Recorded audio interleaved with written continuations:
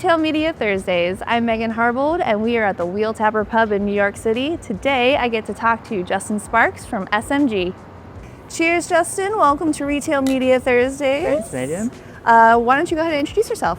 My name is Justin Sparks. I'm the VP of Business Development at SMG, and so if you're not familiar with SMG, we've been an agency that services the retail media space. It's specifically kind of the operations side of retailers, as well as we have a media buying agency as well. And we've been in the UK market for the last 16 years, and over the last year and a half, 2 years, we've been opening up in North America. And my role is to help us find new clients, and specifically in the retail space and the retail media networks or commerce networks, and then work with the larger industry, whether that's Sky or Criteo or any of the main players in the space. Amazing. Well, thanks for being here. Why don't you give us a little insight into a peak of the week for yourself, personally or professionally? Sure. So I'll do two quick ones. So professionally, I was actually with Sarah from eMarketer, and she is forecasting that CPG will grow by 6% in terms of ad spend this year, which is good for all of us in this industry. Sort of good, right? Like, it's typically double digits, so it's actually lower than normal and lower than we've seen in the last few years. And so that to me is kind of telling of where consumers are, and we'll see kind of how that changes with a new administration and inflation coming down, and does that actually hold true or not? But I think that is my peak of the week, because I think that really tells us, like, look, if you're a retail media network going into 2025, you're gonna have to work extra hard to squeeze out budgets and make sure that you resonate with your suppliers and your brands and your agencies. So that's my professional peak of the week. My personal peak of the week is I'm heading out, as you know, right after this interview, and going down to meet some friends in South Carolina. So Greenville, South Carolina is, if you haven't been there, it's a beautiful little city, and it's a fun time, and we'll... That's awesome. Cheers to that, my friends. Cheers. All right, before we get started, where are we and why? So we are at the Wheel Tapper Pub. This is an institution in Midtown. I've been here many times before, a lot during March Madness season, because it's, as you can see, really can't cool. see if you're a viewer or listener, but it's cool. It's a big space. It's right near Grand Central, and so it's convenient, and we have this beautiful outdoor space, and some great Guinness. And some great Guinness, yeah. So it's all, old institution, old-fashioned pub. Amazing. Well, let's get started. You mentioned obviously working so closely with retailers at SMG. I'd love to hear maybe some of the key trends that have been really popping up over the last 12 months, and maybe like how have things shifted in the last year for you? Sure. Yeah, I think 2024 moved really, really quickly in terms of the retail media space. I would say there's a few trends that we started to hear, and really it actually changed, I think, quite a bit from the beginning of the year to the end of the year. And so one is both on the buy side, but I think on the sell side with the retail media networks, there is this need to show how are you uniquely different? What is your unique proposition to the marketplace? And ultimately, as we've seen, tens of networks come into the US market over the last 3-4 years, and 200 plus globally. That's a lot of choice, right? Yes. And it's really tough for buyers at the agencies and the brands to go and say, okay, I know I need to spend with my first 2, 3, 4 retailers, because they're the ones that are going to drive the most sales. But then where do you spend the next dollar, right? Exactly. That fourth or fifth dollar. And so that's a theme that's continuing to be pervasive, and I think that's going to take a number of directions depending on the size and the category. I think the other piece we've seen in the US has been really interesting is that there is this pressing desire to go into the store, which, at SMG, we've seen this in the UK market, our home market for the company. We would argue that the broader European market is 2 to 3 years ahead of the US. Interesting. And so it's been something where going into 2024, we consciously wanted to make sure that the dialogue was started, and it naturally kind of picked up and is very topical within the industry. And then I think the last piece for me is, which I know we'll get to, is kind of talent, right? And how are these networks kind of building their propositions? Do they have the right people? You need to really invest into both sales, tech, and operations. And so that is something that, we're having a little bit on the circuit, but certainly in closed door conversations. How can we support you in that pursuit, whether that is through kind of our core model of being end-to-end or through a staffing augmentation approach. And I think we're now starting to see that a lot of the networks that came out maybe 2, 3, 4 years ago are getting to the point of saying, okay, we are able to go and invest and continue to insource, or hey, we've learned that we do 2 things really well, but there are a couple other things that we don't do really well, and we need to figure out who can support us and kind of help us not lose momentum. Yeah, exactly, especially when the growth is not as accelerated as it was in the past, right? Yes. So let's talk about the talent question. I think the way you said it was a little different. We talk about it as people, partners, process. Yes. Same thing. Yes. But one of the most interesting facts that I've seen kind of out of one of our partners, Profitera, they do an e-commerce benchmark study. And there's just like this gap in I'm a senior leader at a retail media network or at like a CPG, and I believe we've got the expert talent, the expertise, the know-how. You ask the hands-on keyboard, the practitioners are like, no, I have so much I still need. I need the enablement, the training, the access, the partners, the people.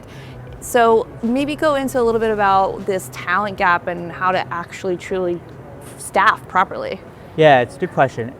It's a healthy problem for the industry to have. It means we're growing, right? So I think on the retailer side, I think there are 2 headwinds that are being faced by the retail media networks. One is you are losing talent to some of the bigger retail media networks, whether that's a Walmart or an Amazon or even just larger kind of tech and media providers, right?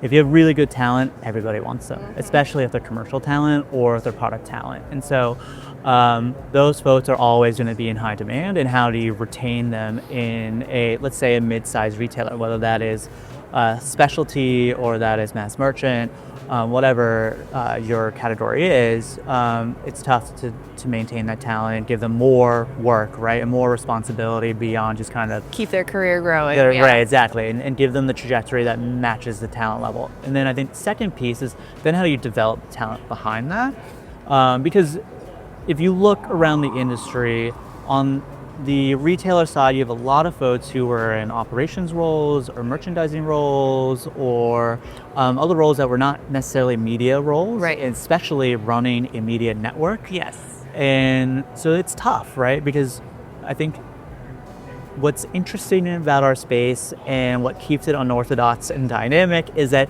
they're still retailers first, they're not publishers first. And so you are having to navigate, how do you work with your merchandising teams? How do you work with your suppliers? How do you work with your brand agencies who don't speak the same language that you do in terms of the media world? And then you look at the buy side, and I came through the same track, which is, and maybe a little more in terms of the world that you guys see all the time at Skies, a lot of the buyers who are now in these kind of retail media and commerce roles started in search. Yeah. So in the US, we started with on-site sponsored products. That has been around for a decade plus. I was at Publicis before, then went to Criteo after the acquisition of HookLogic. And so it's been around for a while, and that's really kind of where the industry was built on top of, and it's still the dominating percentage of revenue in the industry in the US. But as you start to talk to the agencies, they don't know what to do if you're in agency trading desks. Like, it doesn't look like programmatic if you're going into offsite, and it doesn't operate the same as kind of their traditional programmatic pipes. And then you talk to the trade teams and the shopper teams, and so we can go on and on and on. But I think that is really the challenge for us as an industry, is to continue developing on both sides, the sell side and running and operating the networks, but also on the buy side, how do you make sure that talent is coming through and cohesive? And then ultimately, how are you building something that's unique that services the business needs and commercial needs for both? Yeah, again, coming back to that unique point, if you're on the sell side and you don't have the right talent and you don't understand the world of the buyer, how are you going to create a product that they actually are going to want to use, right? That's right. So yeah, this is a critical problem to solve, especially, and then add to this, again, not just the proliferation of how many networks there are, but you have, and that competition there, but you've got the more mature networks going upper funnel, going in-store, providing more and more transparency and data. For a lot of the like longer tail RMNs, like it's hard to kind of compete with that. And I know you touched on in-store a little bit before, but maybe you can go on a little bit more about like the trends in that space and like what you're seeing in terms of both the supply side and the buy side. Sure. So maybe talking to kind of the maturity right at the top of the market, like it's a mistake if you are a newer network to think that you can copy the playbook of Walmart. Exactly. Or an Amazon. Or an Amazon. Goodness like forbid. forget Amazon, right? That's like, another island over Amazon here. should be inspiration, not your playbook, right? Yes. And I think we would argue the same with Walmart. No, don't get me wrong. There are definitely things that you can learn, and we should all, in any industry, in any side of our industry, figure out how can we learn vicariously from people who are doing this at the frontier. But I think what we try to help our retailers understand is we work with grocery, we work with drug, we work with specialty, we work with travel and commerce. They're all very different businesses, and you have to understand what is the endemic strength of your business. And you know, we're in conversations right now with a couple of folks where they originally wanted to start with on-site sponsored products, and basically our feedback to them was, you could do that, but actually your store will be monetized much faster, and it's less of a lift, and you need to go through all this kind of development work on your site and kind of building out the e-commerce capabilities and the product feed and everything that comes with kind of running the sponsored product system, ultimately for maybe low seven-figure revenue, right? Gross revenue. Like, is that actually worth the squeeze when you're starting in year one? So I think those are the things where we really try to take a very concerted effort to say, okay, retailer or finance or travel network A, B, or C, what do you do well? What have you built? Whether that's labeled and branded as a retail media network today, if you're already out of the gates, or if you are, what have you done? Or if you haven't, again, kind of what is your endemic strength, and how do we start and take a year one versus year two, year three approach? And it's a really, really great framework to think about it. I think, yeah, people are in awe of the buying like the power of a Walmart and Amazon, and they're seeing that that's like a top tier one, tier two retailer that's getting all the spend. But going back to your earlier comment about, okay, what's 4 and 5, brands still need to make that decision. And if you're looking for a differentiator, in-store is critical. That's now. Like, if you can figure that out now, you are like among those first movers and are going to provide very unique value to that buy side. Yeah, we couldn't agree more. And I think again, we're in conversations with a couple of folks who actually haven't launched a network, and we're saying to them, this is your chance to catch up on the market. Yeah. And you can have a really healthy business and a large profit pool right from the start because of the nature of kind of how you can mark up your inventory from a store perspective. Yeah. And I think that's the piece which is really exciting, I think, for me, because I actually stepped out of retail media for 3 years and went into kind of the mobile SSP space. And when I came back, at the time when I left, none of the retailers really wanted to share their data. Came back, now everyone's trying to share their data and kind of monetizing that because they needed to open up the walls and A, drive more traffic, subsidize the traffic to their sites, but B, also they realized, okay, this is an asset. Obviously, we need to make sure that it's closed off and we have protection of that data. But a lot of people have overlooked the store, and we're now starting to hear this over the last 9 months, maybe in 2024 as we go into 25. But if you are someone who is just launching a network or recently launched, like, that's an opportunity for you to catch up. Yeah. And to your point, like, be more competitive and start to take share. Because at the end of the day, like, everyone, if you're not Amazon or Walmart, you're trying to take money from Amazon or Walmart. Exactly. So how can you compete and offer something different? Love it.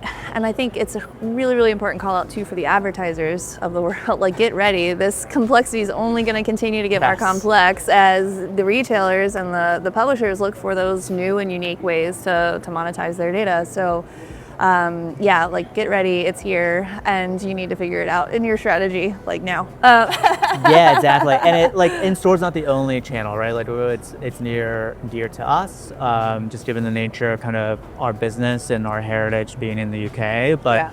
you're seeing people move into direct publisher deals, and obviously CTV's been a space that people are moving into. But Yeah. it's going to be really dynamic, and what is the right answer for one is not the right answer for somebody else. Yeah. And I think we were kind of talking about this a little off camera, but like right now it seems like there's just this appetite for testing and learning. And it's kind of interesting that everyone's like interested in dabbling. But again, like if you're the one who actually figures it out fastest, like there's a real advantage there, even as the advertiser, to like take advantage of some really, really increased reach. Yeah. Which, as you go up the funnel, is obviously the name of the game. So maybe let's pivot a little bit to a question around consolidation in our industry. Yeah. I think, the proliferation is still happening, but there's also a lot of consolidation at the same time, which is a little weird, but it's adding to the layers of complexity here. What are you seeing, and how are you helping in this journey that people are on? So I think it's interesting, right? We're in this space. Let's broaden it out beyond just retail media as ad tech, right? Like Google's deprecation of cookies has been looming over us forever, and it's start, right? So, and finally we got the decision in 2024, but people have kind of already made their decisions in terms of their chessboard. Yeah. And so that, by no surprise, has led into the retail media space as well, especially as programmatic has grown and CTV has grown. That's obviously exposure into kind of the broader industry on the ad tech side.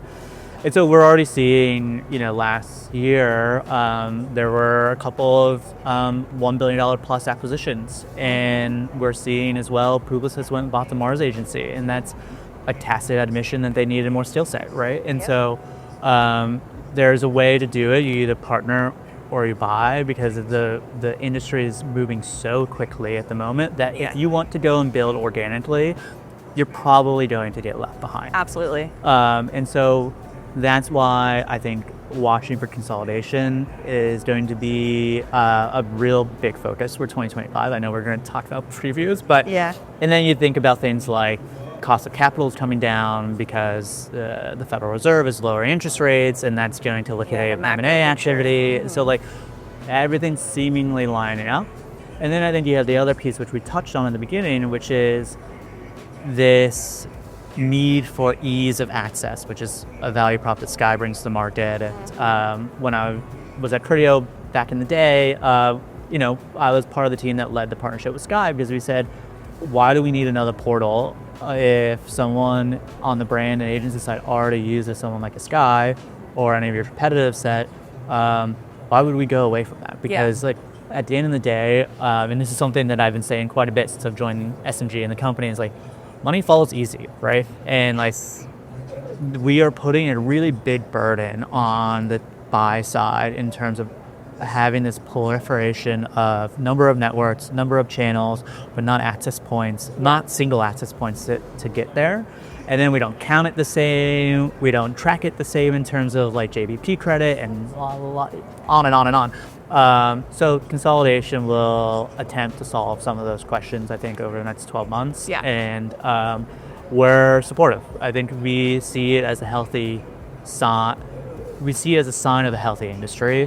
That it expands, everyone kind of like isolates themselves and compartmentalizes and commoditizes their offering, and then it comes back together. And so to me, that's, I would say, a healthy signal that retail media is certainly not going anywhere. It's just kind of how do you kind of build your stack and offering going forward? And on the buy side, the brand side, right? The amount of kind of reorgs and kind of rethinking all the various silos, and then of course answering that big old question of brand or trade budget, and then like all of that is happening at the biggest global level at the same time as still trying to make that decision of what's my investment plan across it's absolutely crazy right now. We're excited to see what happens, and I think I'd love to hear maybe some more of your predictions for 2025. What else do you think is gonna occur? Sure. So I think consolidation, as we just kind of touched on, is a big theme. We've talked about the store. So that's not going to slow down. I think for us, we are still hearing a lot of the networks say publicly that they want to go into the store. They're testing, to your point about testing and learning, and then you get behind closed doors and it's like, well, we don't own it.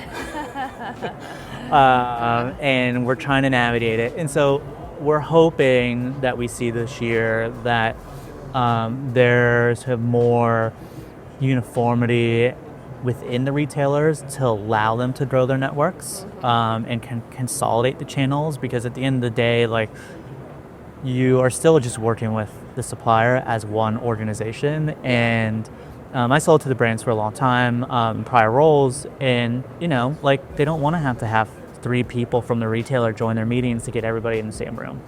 And so that's a big theme. I think the other theme that I think we will see is commerce will continue to grow. Just purely even the definition of it. Somebody's got to define it. I'm sure you guys here in these forums that, like, you're gonna ask 10 different people, you may get 10 different answers. Absolutely. For sure.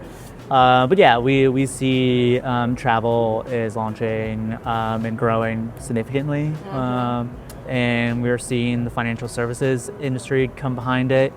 So that will be another trend that I think continues. And then maybe just going on back to the top on consolidation, and maybe a different way to think about it is, I think this idea of aggregation will come back. Okay.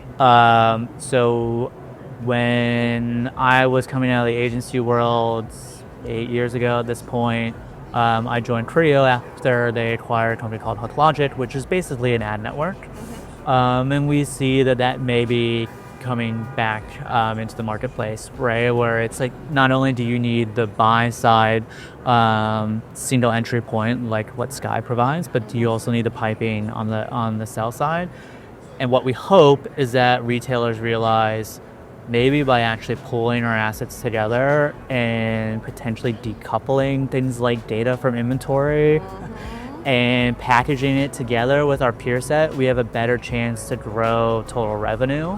Just I'll go back to that 6% CPG number.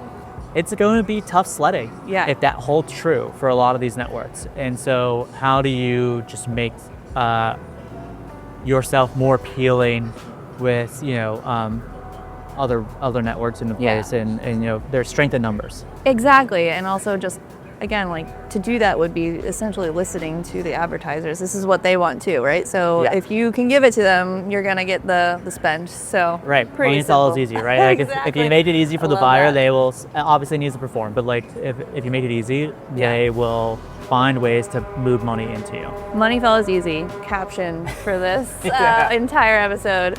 Awesome. Well, thank you so much for some incredible insight. Cheers one more time.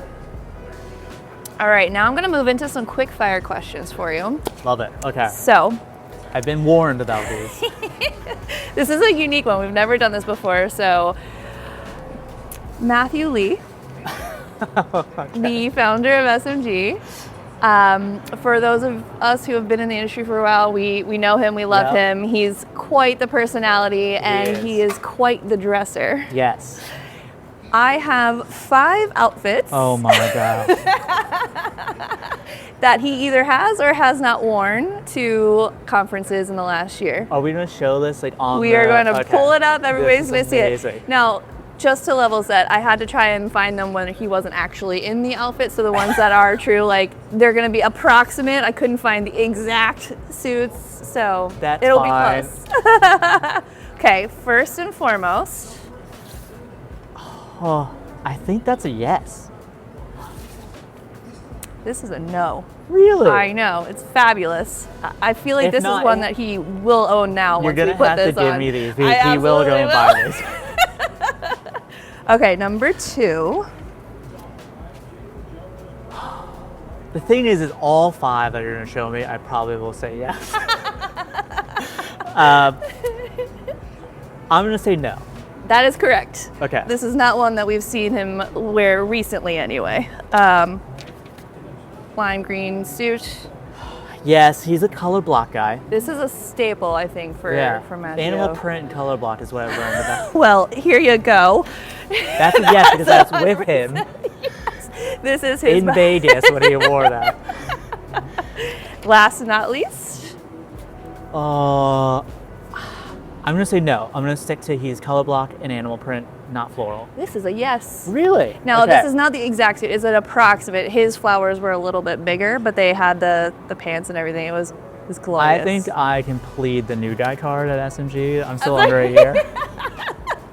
It's amazing. Well, it's fascinating to That's see so like the funny. whole team and all the conferences, and especially his outfits. So thank you for playing. That was really Yes. fun. Oh, that was not what I was expecting, but that was fun. Amazing. Well, cheers one more time, my friend. Thanks for everything, and looking forward to this coming out and getting the reactions. Yeah, thanks for having us, and this was a lot of fun.